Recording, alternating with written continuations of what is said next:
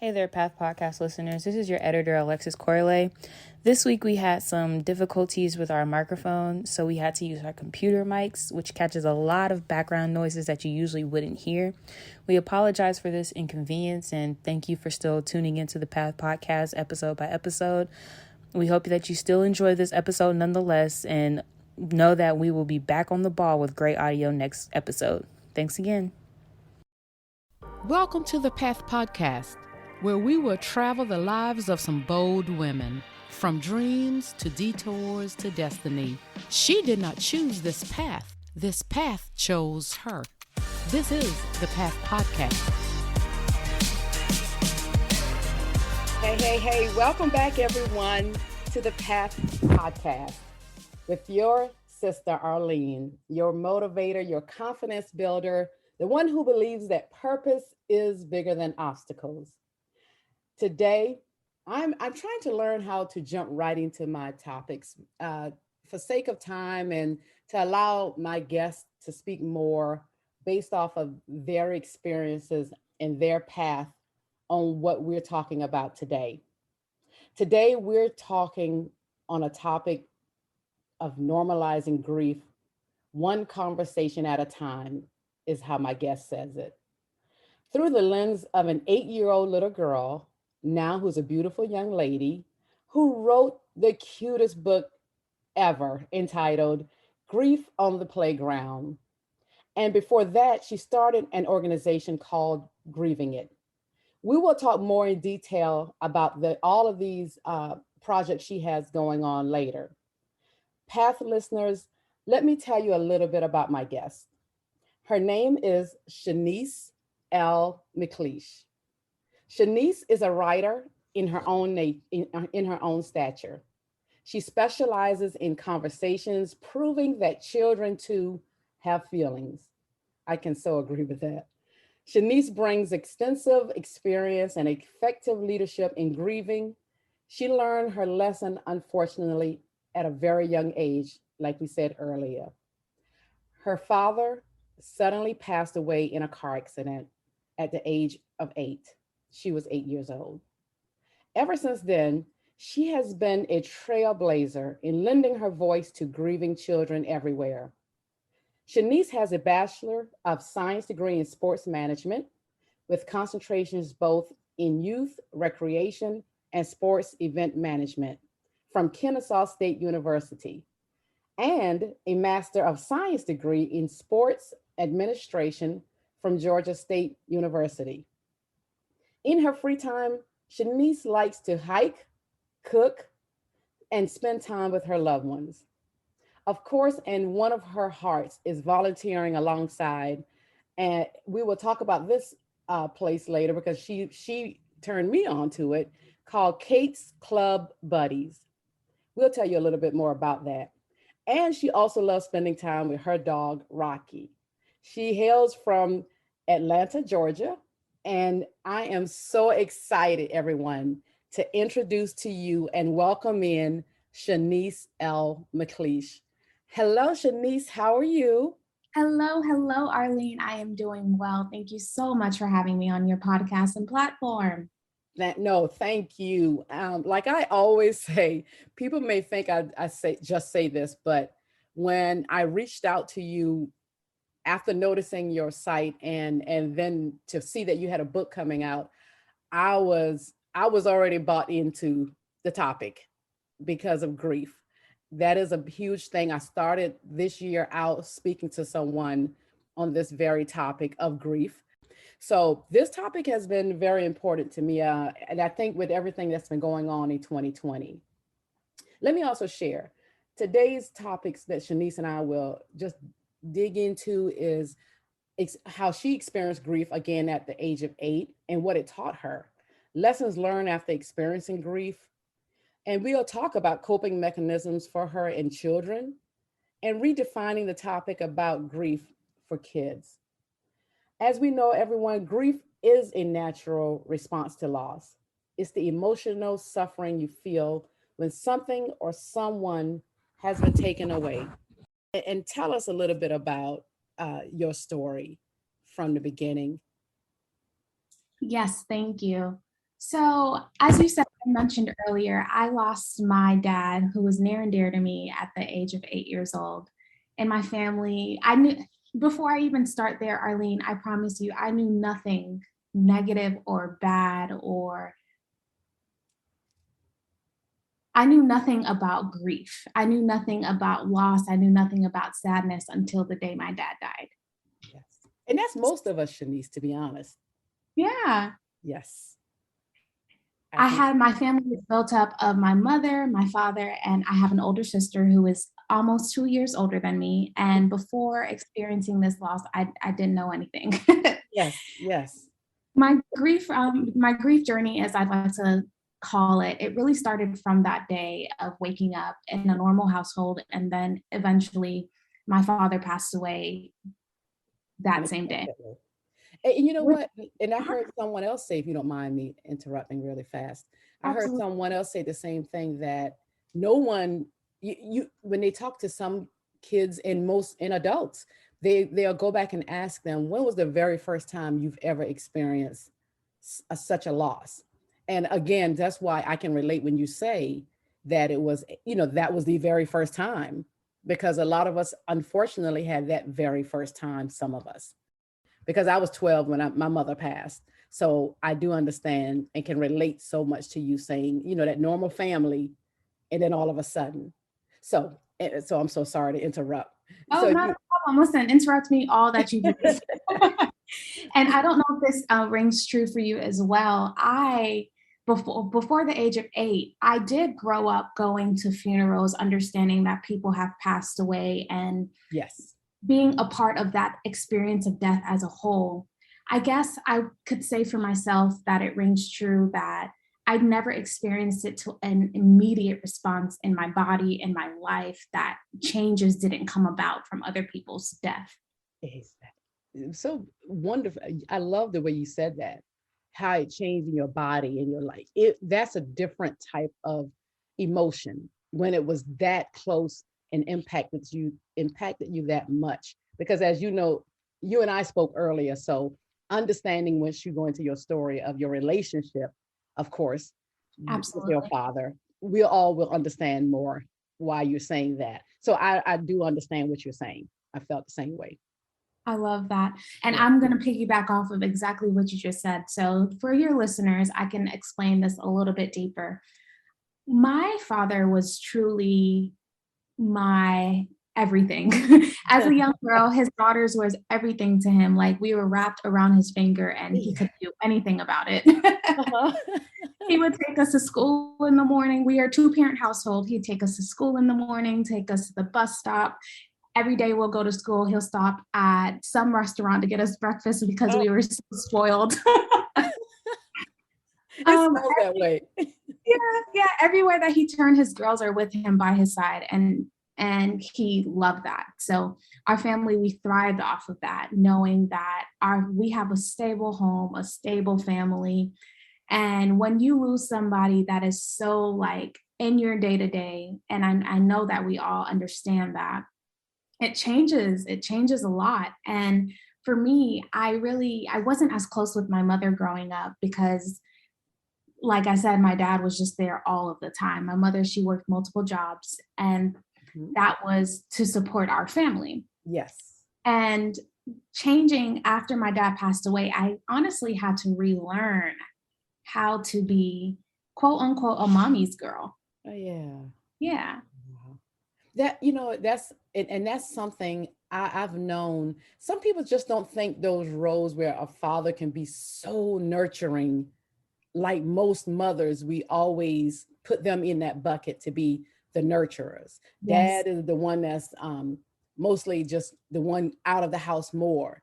But absolutely. we know it can be that way, and it's good, especially when it's little girls and fathers, because it's that old thing too, where like daughters can do no wrong in their father's eyes, and a lot of times sons can do no wrong in their mother's eyes. So being those two little girls, looking at daddy like he's the best thing, it makes so much sense. The best Trust thing for me. and sliced bread. Yes.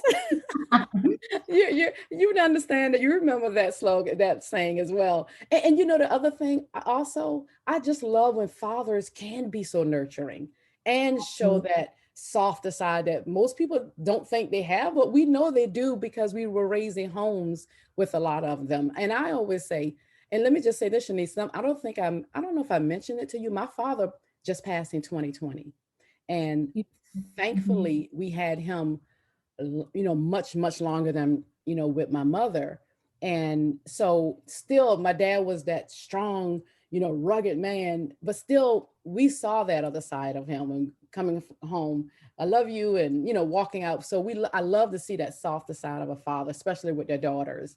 And I can so understand that relationship the two of you had with your father.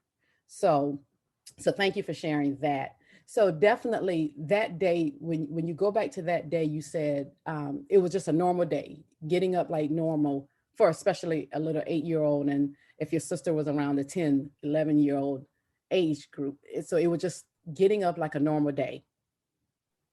Yes, it was. So, and I come from a Caribbean background. So my family, we are Jamaican and we are Hispanic Cuban. Uh-huh. And in a regular Cuban Hispanic house, every weekend, like clockwork, you are cleaning the house.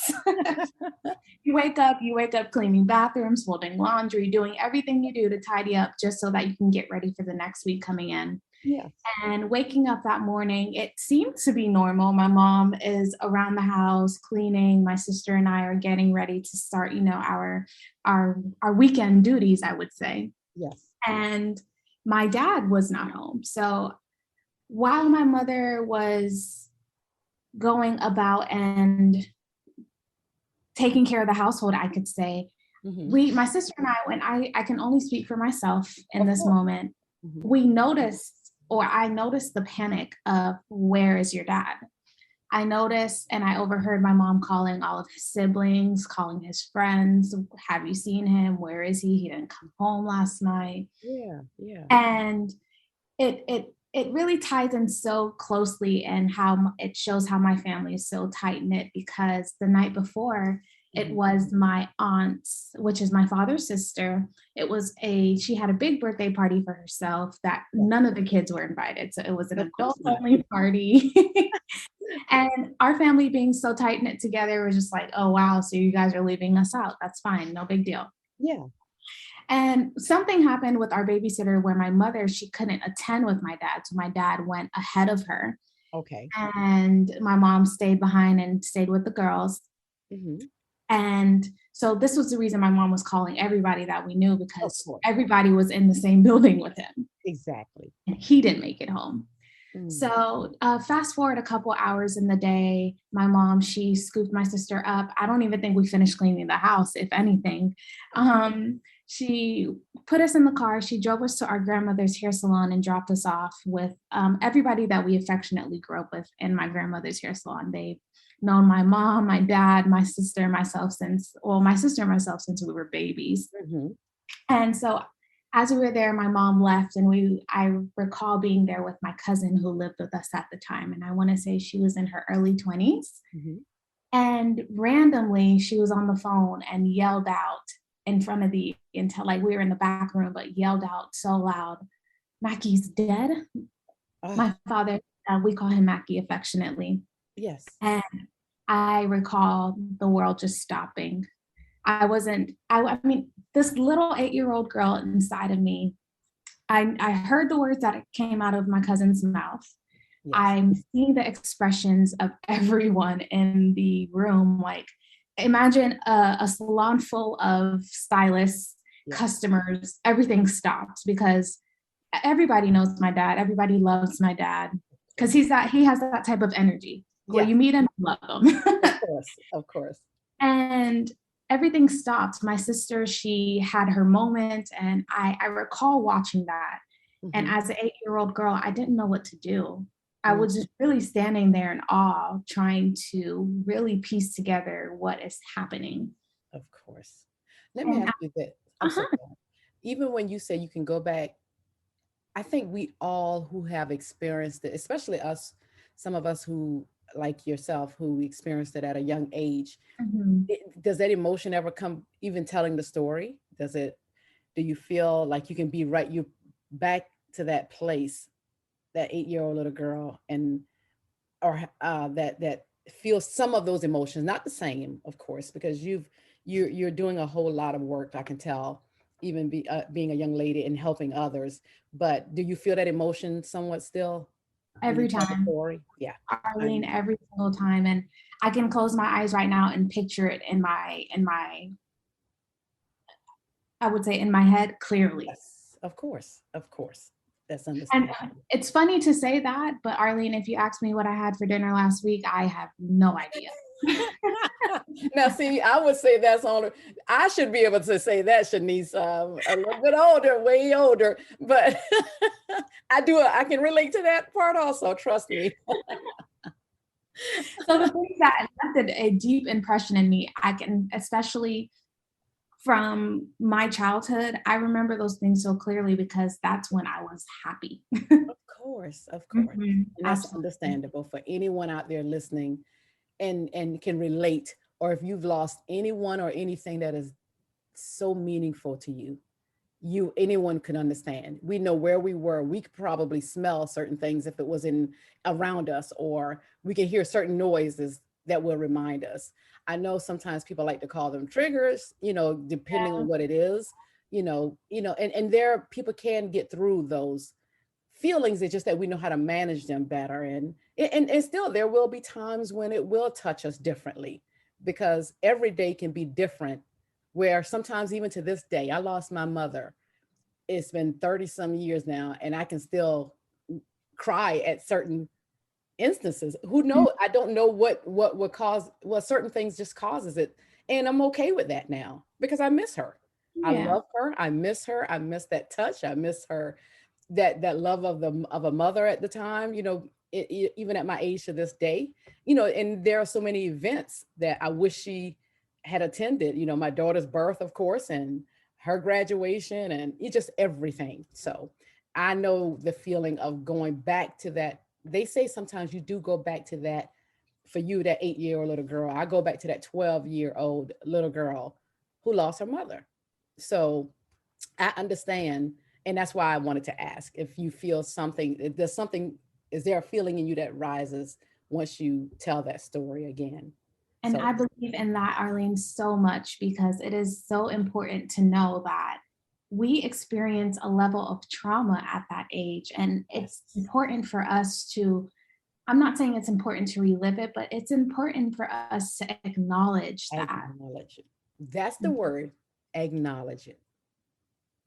Yeah, look, sometimes I just want to keep going on about that, but that is the key, what you said.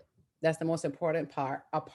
And for people to learn how to move forward with this piece of our life that we can't change, we have to acknowledge it, accept that it's happened, Yes. and learn ways that are positive to honor, especially since we're talking about the grief of a lost one, and honor them and love them, love the memories that we've had. And of course, and I know like you wish there were more. Yeah.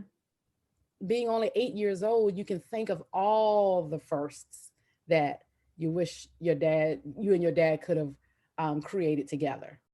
You all were at I think you said a salon, and when you heard the story, and when you heard what had happened, let me say it that way. And if you want to pick back up there, I'm sorry that. Absolutely. So once the disruption has caused in my grandmother's salon, and it was truly this disruption Yes, but yes. for a good reason and good cause. Uh-huh. My grandmother, I recall her putting my sister in a car and meeting my mom to where the accident actually took place. Mhm. Um, my father, he was driving home one night and it was nighttime, dark. I don't really know full stories because at 8 years old, nobody tells you full stories. Yes, yes. But he crashed his vehicle into a barricade. And in Florida, we grew up in Miami, Florida. We're surrounded by lakes. And Mhm. unfortunately, his vehicle impounded into a lake and he drowned trying to get out.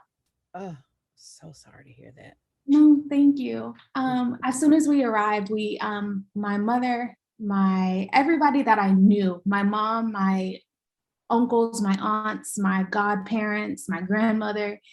I see TV news stations out there, people about to try to like literally make news about what is happening right now, and that there's a truck halfway outside of the water. Ambulances, fire trucks, all of that. My mom quickly realized that her babies could not be here and somebody needs to take them away. Exactly. Of course. Of course. Mhm. So I'm 8 years old at the time. My sister is 10. My godfather, which is reluctantly our neighbor in the neighborhood that we were living in at the time, he took us to his house and we stayed there the entire night until my mom came back home that evening. Mm. And what really is interesting, and I know that we'll talk about this a little bit more, the next day after that was my first day of the fourth grade. Yeah. I don't even think I shared that with you, Arlene. Yes. You know, when I kind of notice it again, I know everyone, we're going to get in touch into her book. When you said the very next day, and I sat here and I'm like, okay, is that part? Because I wanted to know if some of the, parts of the story was changed on how you wrote the book.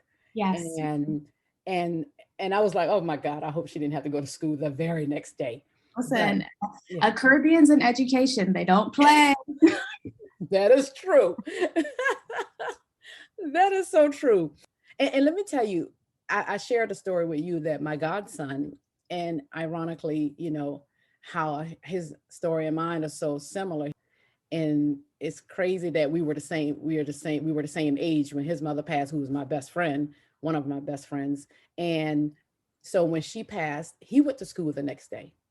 Yeah. And it wasn't the start of school, it was just school, and he wanted to go.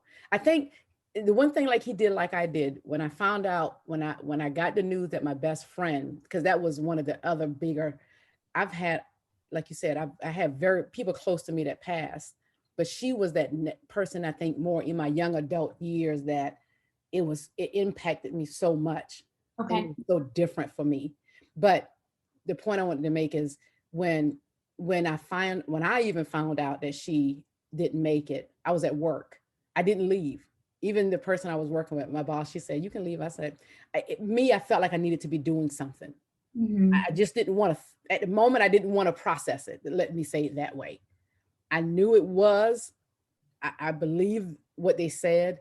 I just needed to stay busy doing something for that second, because I knew I had to come tell my daughter. I knew I had to still get to him, but I knew he was in school still. And I just didn't want to, and yeah, he should have been in school still. I just didn't want to deal with it, to be honest. Right. And I would say it's crazy for me to feel that way when she had a son, a husband, and a sister, and father as well.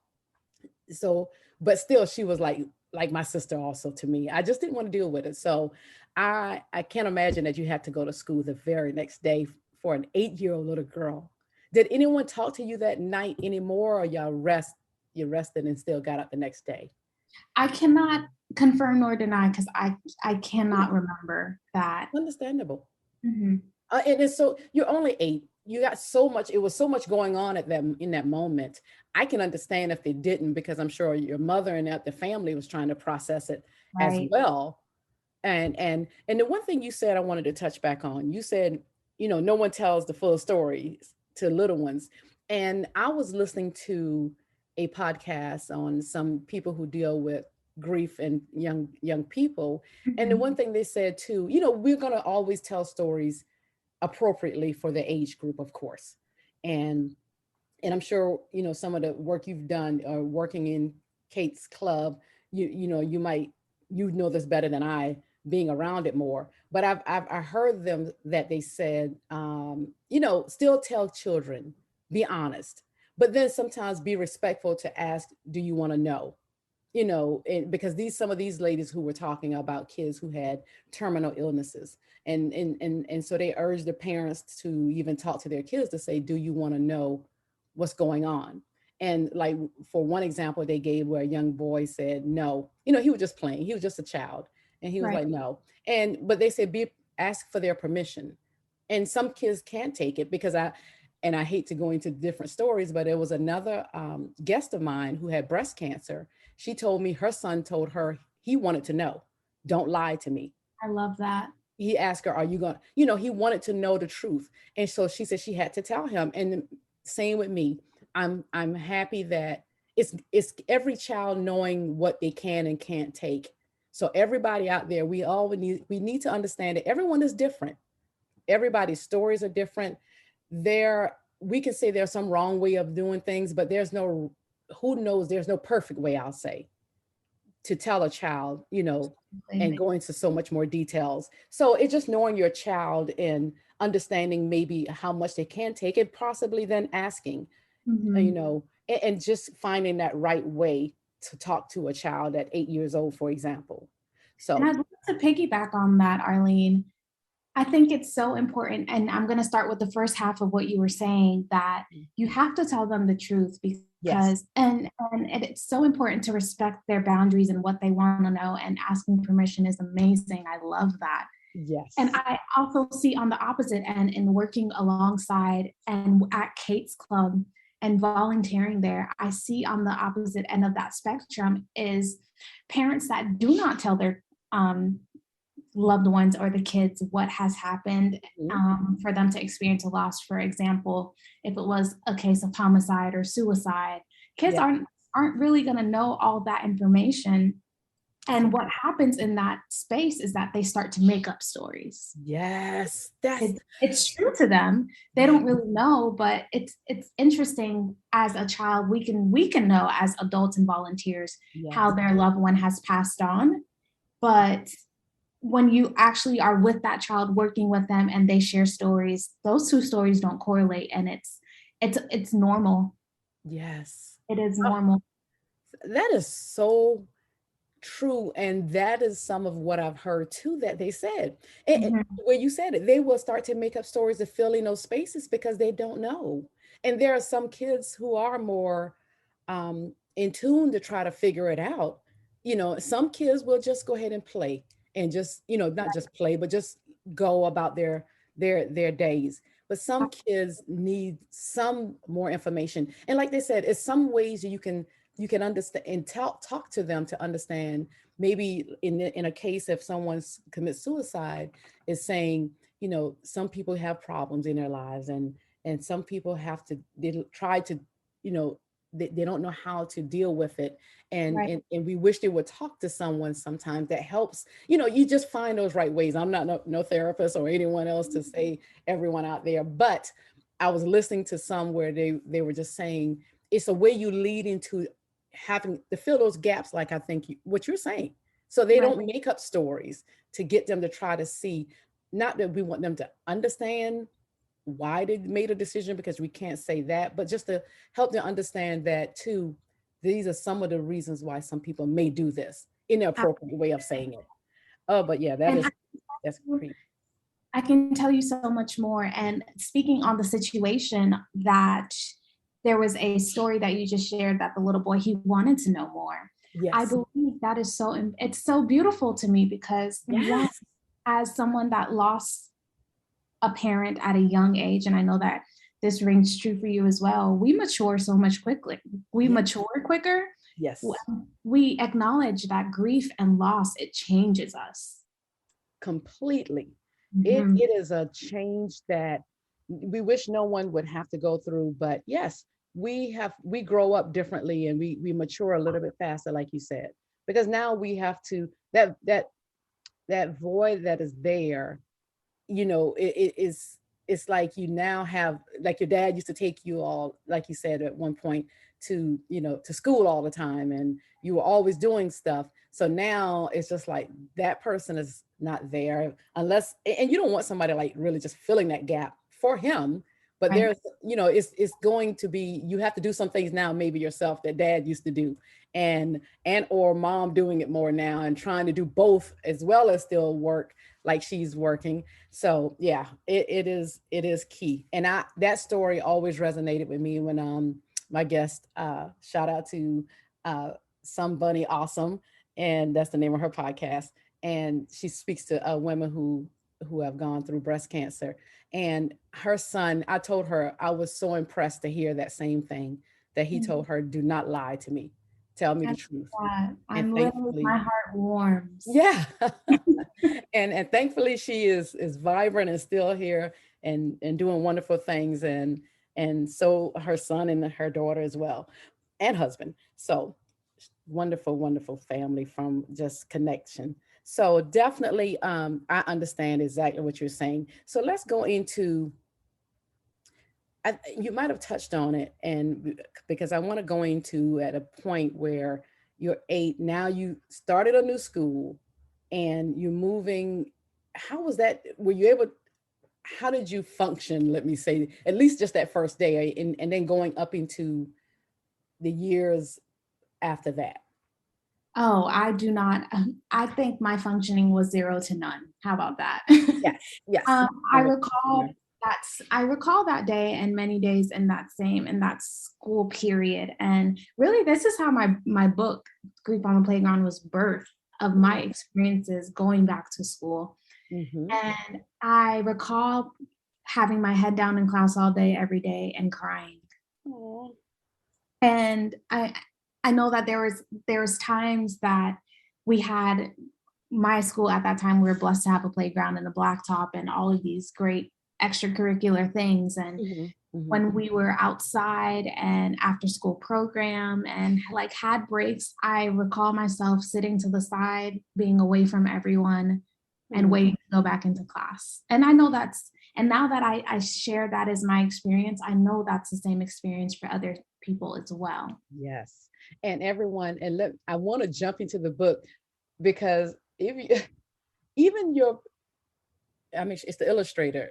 uh, Everything is Amazing. done so beautiful. You see clearly the way you're telling your story is her book, everyone.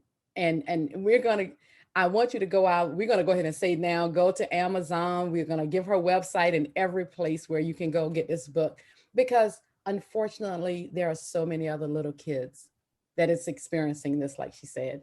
And again, it is the cutest book. And to see this little girl, Ava, that's her name in the book, sitting there on her bench. And but let me jump back if you don't mind. Absolutely.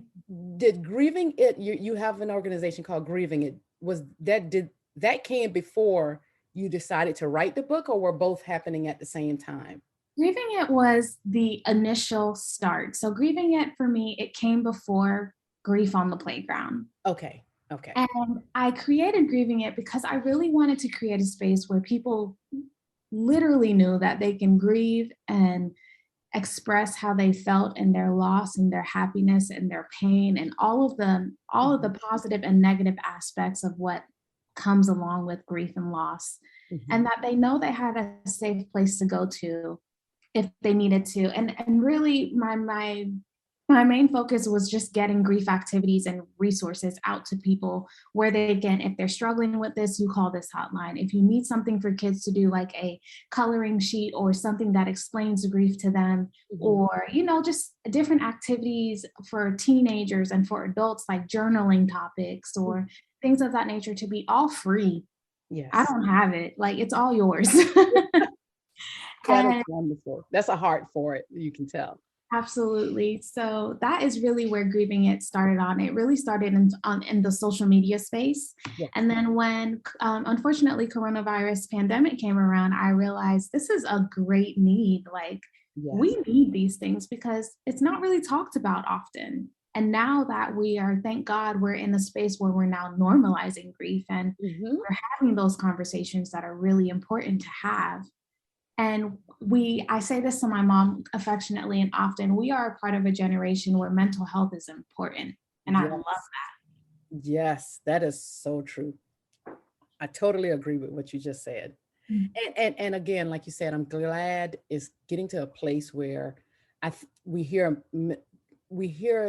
um, more people talking about our mental stability and grief, which is a part of all of it, plays a part with each other. All of it's the same, and not the same, but they all fall under our mental stability to me. And dealing with how we deal with these types of events that happen in our lives, that we, as adults now, we understand that unfortunately death happens. Right. It will happen. It's trying to know how to deal with it once it does, and Absolutely. and also trying to help people try to understand how their emotions is valid. Something you had on your page, and I wrote down, have a few of them. And you, like you said, tragedy. One of them is tragedy reminds us that we don't always get to know why. And when Mm, something like that happens, even like with your father, we don't understand why, because even I ask, why my mother? you know and not that I wanted it to be anyone else's mother, but still, why would, again, seriously, why God take my mother right. and leave us, me and my siblings here, and then I can see someone else with their mother, which, again, you're happy about. I just want my mother, that's all. I just want my You mother. know, Eileen, it rings true for me still to this day. And I am in August, 18 years past, and That's I a, still ask those questions. yes, yes. And that's why I wrote that, because I'm like, I know she said that one touched her to Yeah. understand, try to understand that. So that's why talking about this, like you said, and starting grieving it, making it normal, and putting those resources out there for young people is so critical at this time in our lives, especially after COVID, where Yeah. so many more people have lost. And it just seems, sometimes friends and I have said, I don't know why. It seemed like, we've seen, unfortunately, death so much more. Yes, and I know, because we said so many people died in since 2020, that we've seen numbers. We just don't always see the numbers put out there like that. But it just seemed like it's so much going on. And, people are, even some homes, some people are going through divorce, which is Mhm. considered a loss for them. And, relationships ending. And it's just so much in this world with the wars and everything else, that it is great to start normalizing a lot of this stuff so people can deal with it, hopefully better, so they can move forward in their lives in a more positive way. So like you said, now you started grieving it, and out of that, I want to lead into the book, and or Kate's Club, which I think Kate's Club came also. You were already starting to work there. Tell us, what is Kate's Club first? Yes, so And I am of what we call at Kate's Club a buddy, and that is just someone who volunteers their time affectionately to be along with grieving kids and their families, and really to let them know that they're not alone. yes, And Kate's Club actually started way before any other adventure of mine started. So I yes. recall being in college in my undergraduate program. I recently left home at the age of 17, and I realized, okay, I need to find something to do. I, I had two jobs at the time, both part-time jobs, being Jamaican, of course. Uh-huh. Um, That's the Jamaican side. Yeah. My heart is, I'm a servant leader. Like, my heart is to serve people, and I'm just very grateful for God putting that in, like, that spirit in me. Yes. I knew that I needed something to do to volunteer to give back. And thank God for Kennesaw State University. They have something called Volunteer KSU, and it's basically a platform, and I'm sure every institution may have it, that their students can connect with organizations looking for volunteers. Mhm. And I tell you, I kid you not, once I found Kate's Club, I said, this is for me. Look, I know it's something you said. You said you found your safe haven, a place of refuge, and lifelong friends. Absolutely. And I say that to this day. I've started volunteering at Kate's Club in 2014 as I was turning 18 years old. And I kid you not, I started working out with. So Kate's Club is an organization based out in Atlanta, Georgia, and we have feeder programs all around the state. Mhm. And they really are a clubhouse for kids, is Mm. what we refer to it as. It's free for families. It's free to anyone that is a member of Kate's Club, because we know that when you experience such a profound loss in your life, and we really focus more on the children that lost a parent, a sibling, or a caretaker, Mhm. Mhm. and we categorize that as a profound loss in their life. Yeah. And we really, as buddy volunteers, we honestly just hang out with them, do programs. We have family nights. We have, just outings. We have quarterly outings where we take kids like ice skating or something in the area. We've been to a fun, jumpy place zone. We've done it all. Yes, yes. And I have been a part of that, a community. I found, as you said, my refuge, my friends, my family, the people that see me in my pain and in my hurt. Mm-hmm, mm-hmm. And encourage me to move and encourage me to like grow as a human. Exactly. And I don't even know how many years it's been now, 2014 to 2022. Yeah. Wow. Current and present. That is wonderful. And you found that through Kennesaw State. Yes. That is a wonderful thing.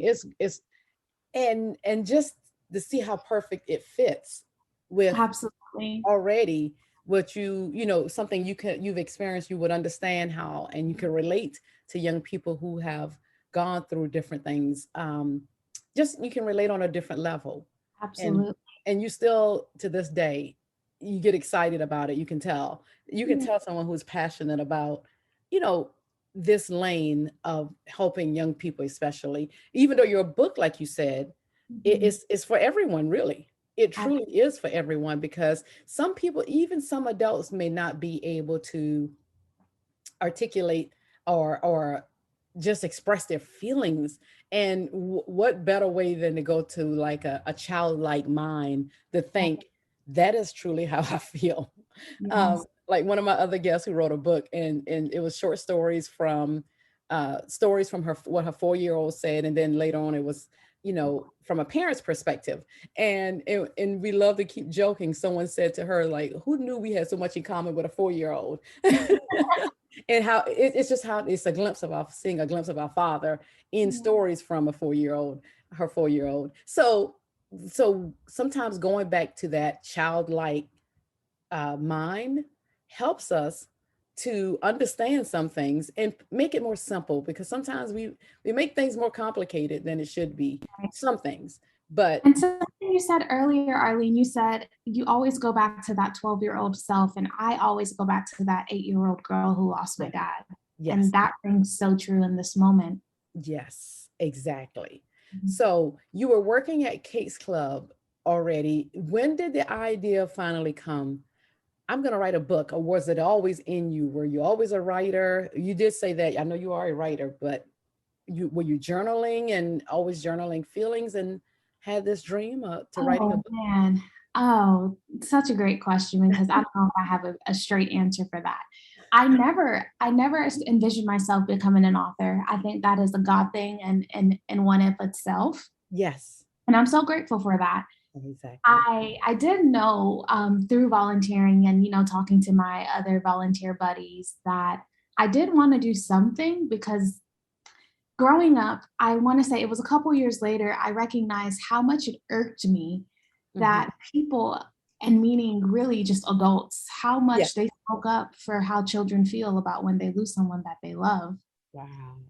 And I didn't recognize this feeling until I was currently going to a church, and we suffered a major loss in that church. And it was so funny it was funny to me that people not attached to that family were sharing the experiences of the children in that family. And I just said, whoa, that's not okay. It's not okay. Like these children, although they're, I don't know, I'm going to make up ages 2, 5, and 7. They all have different experiences. One, you can say that the 2-year-old does not recognize that something hasn't changed in his household, because they're very aware. Yes. They're aware that mom is there, dad is not there, or vice versa. They're aware that brother's not there and sister's there. Like 2-year-olds, everybody has different stages of how old they are and how they process grief in their own life. And it really hurt my heart to hear adults speaking for children that can't speak for themselves. Exactly.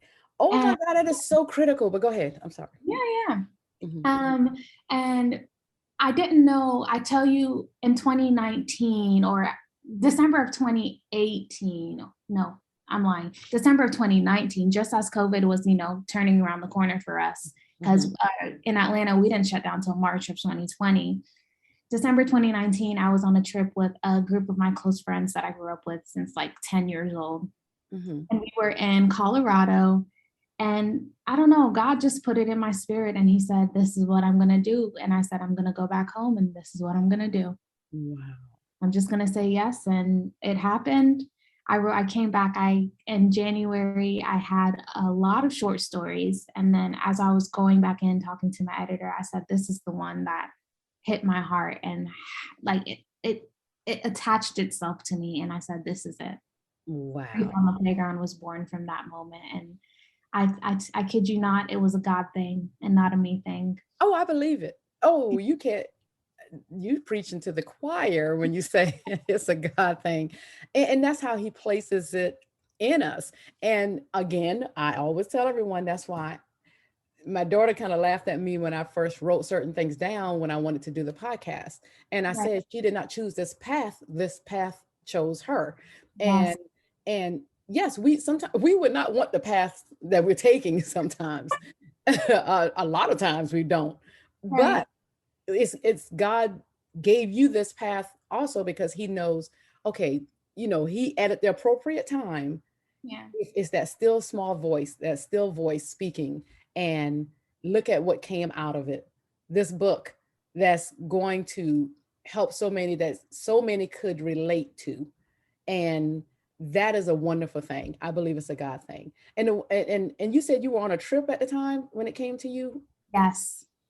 Yeah. So, and because one thing I remember I saw in one of your posts, you said you love being near the water. It reminds you of your father.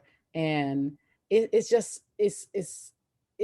of course, and I understand why now when you told me more of the story of everything. And it touches me differently just saying it because I never put the two together until you said it.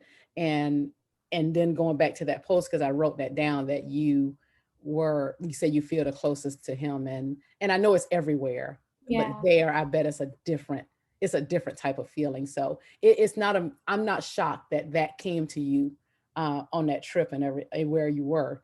But so let me ask you this. I wanted to go back to something else you said again about that family at the church where, they were speaking like on behalf of the young kids.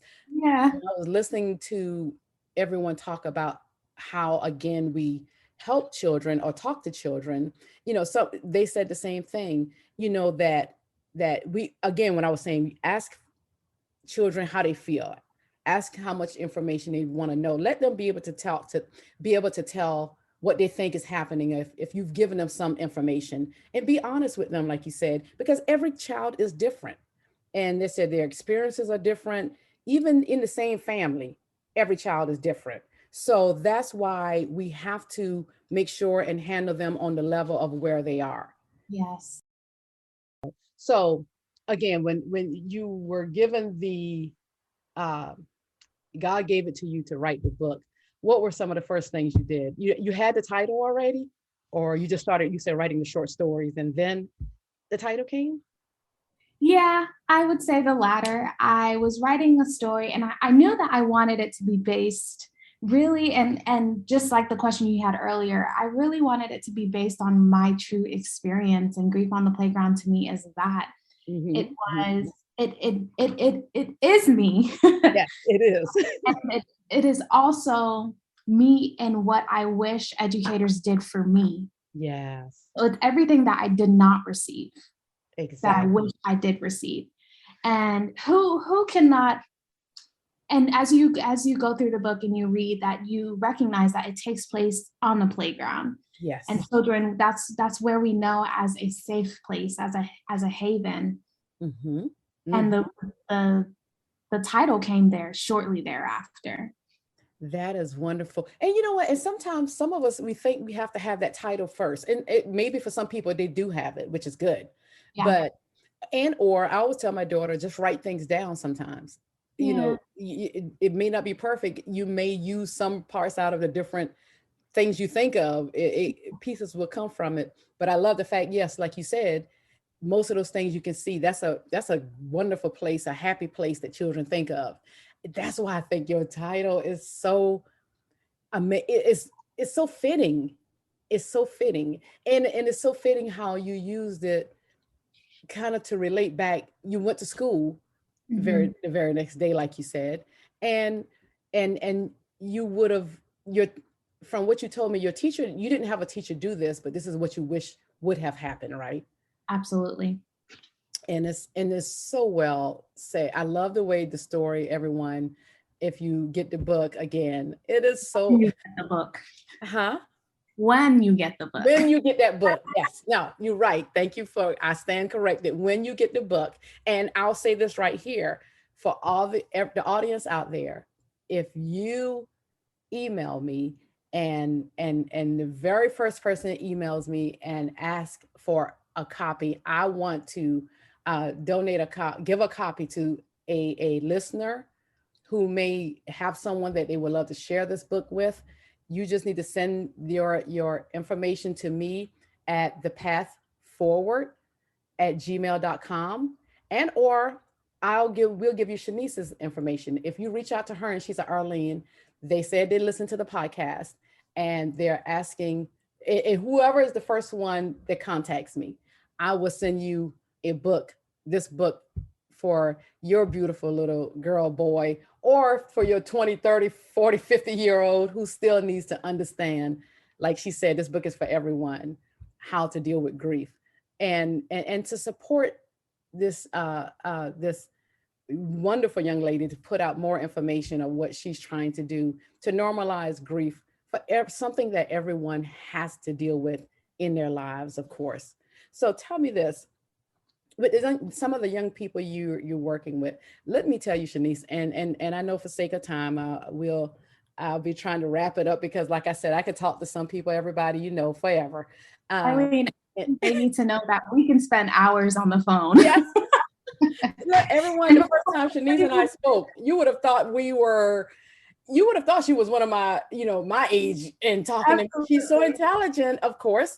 And I know young people are intelligent. Everybody, don't get mad at me, but she was just a joy to talk to. You as well. You as well. And before you move into the next question, I would like to double down on your giving as well. I feel it in my heart that the first person that responds to me from this podcast, I will do the same, and we can do a double love of glory. Oh, wonderful. We just want everyone, if you understand, and I'm sure a lot of you out there, you're doing businesses, you're doing so much.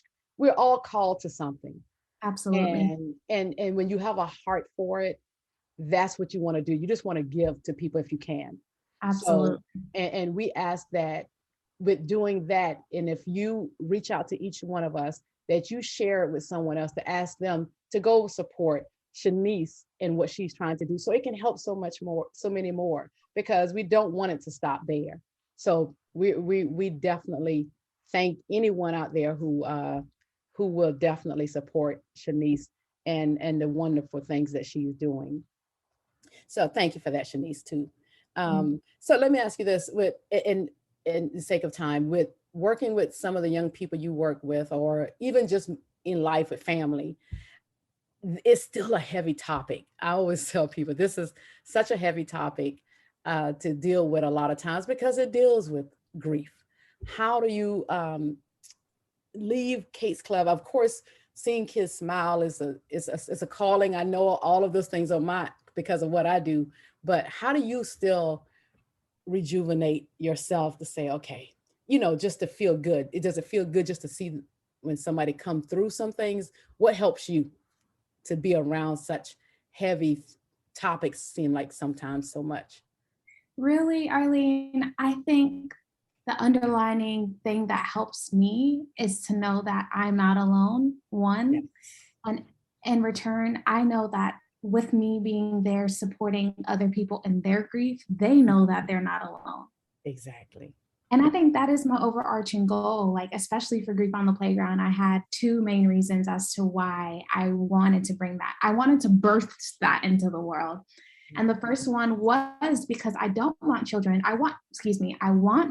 to know that, yes, we're all going through our own grief journeys, but they're not alone. That's it. Exactly. And the second one is for adults and educators specifically to really learn how to approach their kids, there's students that are facing similar traumas and navigating, and really help them to navigate these different conversations. Exactly. Mm-hmm. Oh, that is wonderful. You know what? It'll be wonderful just offering this to the educators and everyone out there like that, because I do feel like we put so much on our educators, to be honest.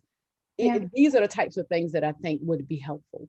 Yeah. Because and I'm so grateful I get the opportunity in the next school season, in the next school year, I should say, that I am going to be partnering with a school and I get to go into the school and do grief programs. And most recently, I've partnered with Cobb County School District. And as you know, that I know that we're both from this county.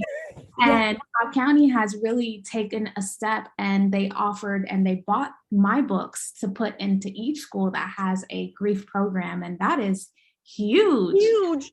We're getting there. It's small but steady steps. You know what? I'm trying not to clap and scream on. Oh, that's everyone out there. Cobb County is one of our, as people who know Atlanta, one of our big counties here in Georgia, a wonderful one, of course, to do such a thing. Yes. I mean, Gwinnett. So Gwinnett is one of the biggest, largest school systems. And now we got to get you in Gwinnett. And then I'm looking forward to it. We're putting it all in the universe. It's coming, I believe that, Shanice, because it's not because of me or anyone else I know. It's because, like you said, it's God and what he's going to place on you. And I will be looking at her on, I'm not going to put no news stations out there. Like, I know her. You know, yes, only from the podcast, but I know her. You know me in real life now. Oh yeah, we're family. We are family, Shanice, and I just love that they're doing that and they see the importance of it. And anyone out there, if you're part of a school system and that's different from Cobb County and your school offers this, please reach out to Shanice. I'm about to ask her to give her information, and or me, whose ever information you have, and I will make sure and forward it to her. I want to make it easy on you. So we will definitely make sure, I'm sure she will be happy to speak to any other school systems out there or any other church or organizations that's looking for someone to come in. And as you see, she doesn't have speaker written on her bio, but I think that's coming. That's just me thinking that. I don't know, but because you hear her voice, Shanice. So I don't keep talking because I will gloat on you like you're mine, my child. She's young enough, everyone. I keep telling on myself, but you make me feel like I'm so proud of I love to see people doing things that is meaningful and just what they're called to. Let me say it. No matter what it is, if it's positive, I love positivity. I love to see people doing what they are called to do and doing it in excellence. And this book is excellent and all that you're doing. So tell everyone out there, what else do you have going on, and how we can connect with you? Awesome. Yes, I can. But before I do, I just want to say thank you. Thank you. Thank you for your kind words. Thank you for having me on this platform. You are amazing. And I feel connected to you in all these type of ways. And you know how I feel.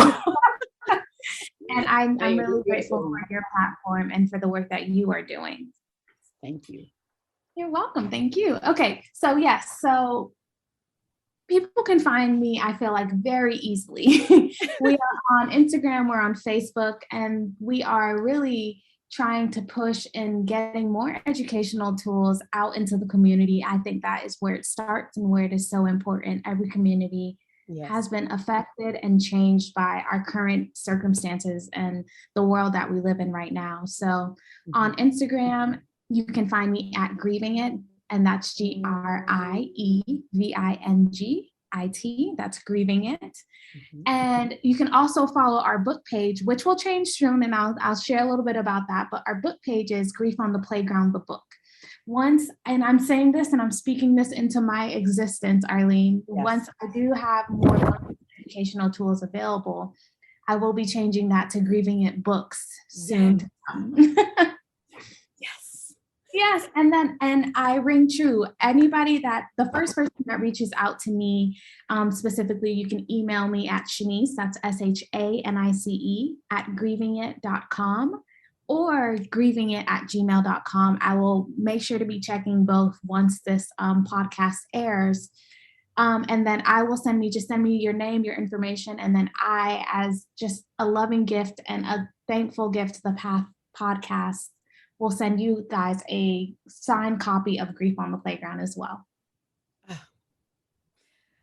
Shanice, you see why I love her, everyone? You know what? Again, something I want to go back again, what you said. I love that you're going to eventually, like everyone, this is the part me and my age group can do. We need to learn to pivot, and pivot sometimes because we grow and we change, or we have to grow with the times, and with all that you may have going on, and when additional books come out, of course I can see changing it eventually, or making some adjustments, and that's a good thing. So I love that, and because I can't wait, you're gonna have to I will be following her always. Like she said, we're forever connected, because you always have a platform here. If you ever have anything big on that's coming up, and this podcast is still here, and we may have to do live, and I have that coming, hopefully coming up with another guest, and because I don't do too many pictures, everyone out there knows. And for me to go live, don't worry. yes, and for me to go live, Shanice, it is not what I want to do, but sometimes when you're pushing to wanting to do stuff to really get it out there more, we have to go against what we want to sometimes. And I would love to put somebody else's face out there and do it, and I'll work behind the scenes, because I don't have to be seen, but I want the world to be better. I want everybody to be happy. I just want joy in this world, in everybody's lives. And that is part of what Arlene stands for. And again, I can't thank you enough. And one thing I want to leave for everybody, just to understand again, when someone is grieving, be patient with the person, and be patient with yourself if you're grieving. No one has this all figured out. Yeah. We all have to walk that journey at maybe at some point. And we just hope that you get around someone where you can feel supported. Shanice's, all the information she gave is a place where you can feel like you're not alone and feel supported. Make sure you take care of yourself, and definitely share your stories with about that loved one, and have pictures, and always have that around you to remind you of the beautiful times you shared with that loved one that you're missing so dearly. Journaling, like even with Shanice writing a book, I always tell people, you don't know what will come out of you journaling that's helping you for that moment, but then you can help someone else. That's one of the most important things I will always share with people. And reach out if you feel overwhelmed. Shanice, I always love to end stuff, some things that my guests said. I also want to share one or two quotes that you had on your page, and that resonates with anyone I know who has lost anyone. One of them was a young lady named Patricia. I don't want to say her last name wrong and mess it up. Pecciato. She said, "My mom died, but you can't fix me. I am not broken. I am just grieving and forever changed." When I read that, I promise you I could have just cried. Yeah. It's understandable. Yeah. And you can put it in like our fathers and our child, anyone. And again, everyone, remember, no one is broken. They're just grieving, and learn to just be careful how we say things, and to someone who's grieving. Another one I want to add is, and I shouldn't go through all of them, but death leaves a heartache no one can heal. Love leaves a memory no one can steal. All of these are beautiful. And then one more, you said, there were a million things I wanted to say to you. Goodbye wasn't one of them. And that author was JCC. The last quote was from Sarah Millen as well. It is a hard conversation to have with anyone who just lost a loved one, especially a child. Again, grief is a natural response to loss. It's the emotional suffering you feel when something or someone has been taken away. Whatever your loss is, it's personal to you. So don't be ashamed about how you feel. Whatever the cause of your grief is, learn to cope with it. Try to, find, acknowledge it, like Shanice said earlier, and find those ways of journaling and talking to someone and connecting with people who understand where you are at that moment, and helping some others sometimes helps us to navigate through once you're ready, and no one knows that ready but you. Shanice also shared a quote, and she said that grieving it is a one-stop shop, and she did that because she was tired of losing so many influential people in her life. She believed others should know that they are not alone. We can agree that grief sucks, she said. Shanice said that she said if she believed it sucks, it's a lot less when you have people around you supporting you.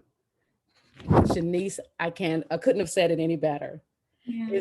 Do you have anything else that you would want to share before we end the show that I may not have asked that you would like to share with everyone out there? I am really just so grateful to be sitting here with you, Arlene, and really I'm receiving everything. I told you before we started, my heart is full, and I just thank you. And I truly thank all of your listeners, because we are not who we are without them. Exactly. I will end it on right there, everyone. Until next time. Thank you, Shanice. Thank you.